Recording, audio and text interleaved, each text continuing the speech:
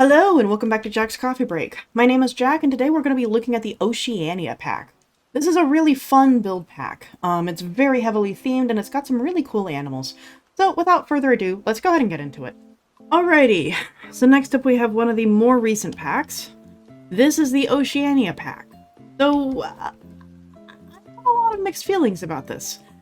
On the one hand, it's really cool. Like, really cool, and I wish that I knew how to use this pack. On the other hand, I don't know how to use this pack. I really struggle to fit anything in here into any of my builds. But let's look at what we're dealing with here. So, we've got a brand new boat. Always love when we add, something new for these. We have the fully constructed one, but of course it also comes in the different pieces. So you can assemble your own, or have a display diagram, or personally, I like to use these as, like, shade structures, like shade umbrellas. That's a lot of fun. We have signs. Again, we're going to cover these real quick because they are once again in the unified style. They look really good. So we're going to be having the kiwi, the little penguin, the quokka, the, flying fox, and the Tasmanian devil. Overall, very good. Next we have these different kind of like surfboard looking things. These are pretty neat, along with, again, sort of bringing back that traditional art.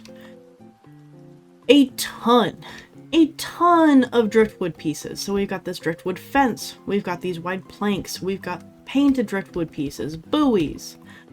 We've got all these different poles, tiki torches, more little painted things. And then we've got all of these different boards down here as well. These are really nice for making, like custom pathways. Like if you want like a boardwalk in the sand kind of vibe, this is the piece for you. And then these little, they're not totem poles, but they're, I don't know, they do something. They have cultural significance. I just don't know what it is. We've got these chunks of volcanic rock. That'll be a whole discussion. We'll get there. And then we have tons and tons of rope stuff. So we've got these round rope pieces. These can be snapped onto the big old driftwood piles. We've got these, I don't know what you call these. We got tiki torches and oars.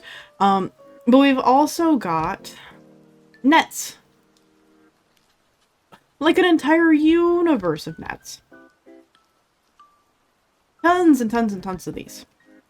We've got oil barrels, we've got leis, we've got these cute little carved statues of our animals. So again, kiwi, penguin, quokka, and Tasmanian devil. The kiwi is going to be your reward statue. And then we've got these little, like, skirts.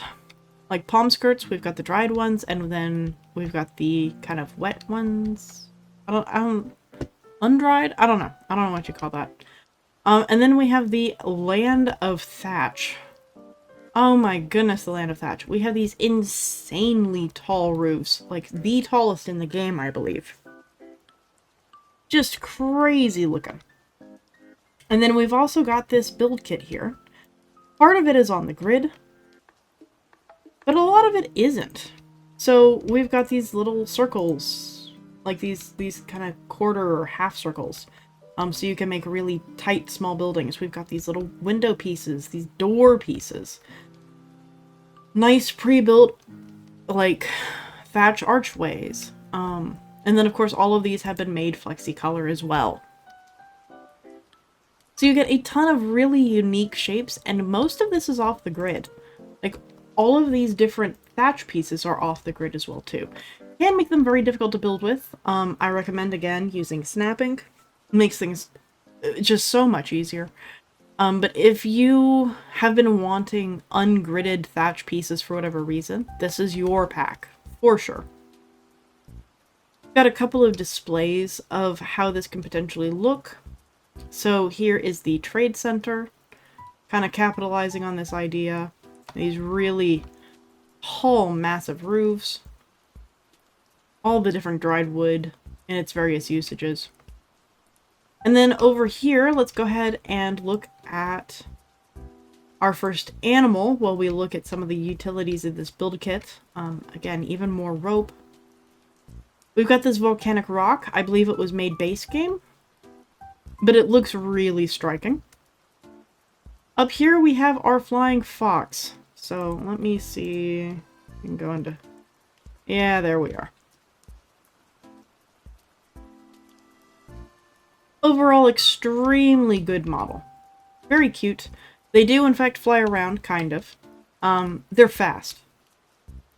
And they fly around kind of on a loop, but you'd have to sit there and follow them around in order to know that it's on a loop.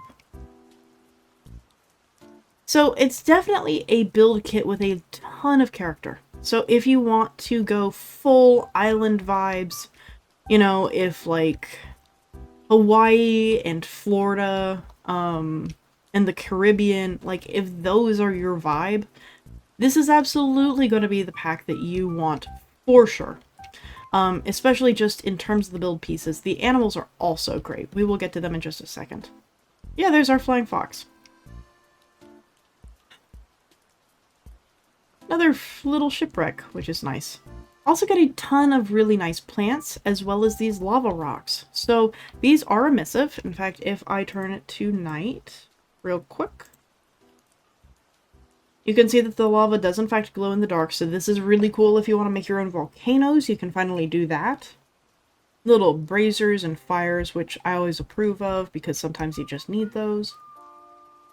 Let's turn it back to daytime. So you get a handful of palms and then some coverings. So first things first, we've got this king fern, including this like dirt root ball mass that it's all attached to, which I think is a really nice addition. You have coastal pig face, you have flowering and unflowering and large, really good, like a succulent ground covering. Kind of in the same vein as some of our grasses, but just a little bit more short cropped, a little bit more rooted. You have the cabbage trees, the Nikau palms, so we've got short, medium, and so very tall. These are your 3 sizes. This is it. If you want to get anything shorter than that, you gotta sink this tall one into the ground. Have these silver ferns, which again really feel like something that the dinosaurs were probably walking around munching. And then you've got cabbage trees, which I believe we had. Let me double check something. No, I was thinking of the ponytail palms. So the cabbage trees are these right here, and they're just really alien looking, but really kind of cool. I don't know. I like them. Alright, let's go look at our animals. So once again, we are dealing with a small animal pack. Everything in here is tiny. So here is one of our kiwis, curled up and having a nap. I think they look really good. Again, another animal that I have had the pleasure of seeing in real life. And these look close enough. Again, they're just a little bit more cute, I think, but overall they pull it really well. Next we have the Tasmanian Devil. Again, got to see these in real life. Now, when I saw them, they were sort of a blur. Like, they didn't actually stand still long enough for me to actually, like, get a look at them.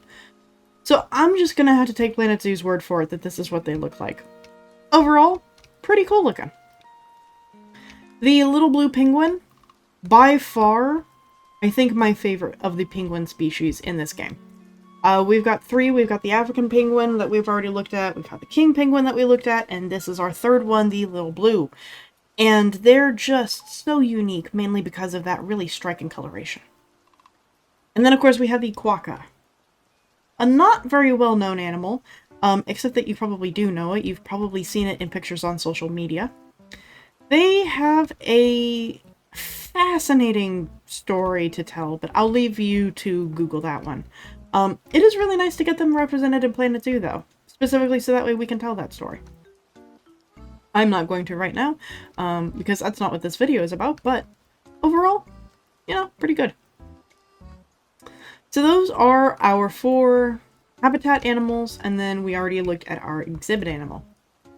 So, pros. This is a build kit that has a ton of character. It sells the vibe, and it brings in a lot of very, very unique pieces that otherwise we just would not have had access to. These large boards over here are just really nice for just filling in sort of groundwork.